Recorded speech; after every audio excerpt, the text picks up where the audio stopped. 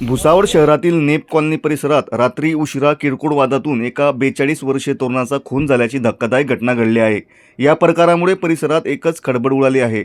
मिळालेल्या माहितीनुसार ही घटना रात्री सुमारे 1 वाजेच्या सुमारास आनंद नगरला लागून असलेल्या नेप कॉलनी भागात घडली। अनिल उर्फ पिंटू आत्माराम सावकारे वय 42 यांचा एका व्यक्तीसोबत किरकोळ वाद झाला। या वादाचे रूपांतर बाचाबाचीत झाले आणि संतप्त झालेल्या संशयिताने सावकारे यांच्या डोक्यात सिमेंटची कुंडी मारली। यात ते गंभीर जखमी झाले। घटनेनंतर स्थानिक नागरिकांनी त्यांना तातडीने रुग्णालयात दाखल केले, मात्र उपचारापूर्वीच त्यांचा मृत्यू झाल्याचे डॉक्टरांनी घोषित केले।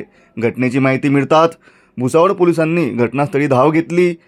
तपासासाठी डीवायएसपी केदार बारबोले, बाजारपेठ पोलीस स्थानकाचे निरीक्षक राहुल वाघ यांच्यासह पोलीस पथकाने पाहणी करून चौकशी सुरू केली आहे। रात्री उशिरापर्यंत गुन्हा नोंदवण्याची प्रक्रिया सुरू होती। दरम्यान या घटनेमुळे परिसरात भीतीचे वातावरण निर्माण झाले असून आरोपींना तात्काळ अटक करण्यात यावी अशी मागणी मयताच्या नातेवाईकांकडून करण्यात येत आहे।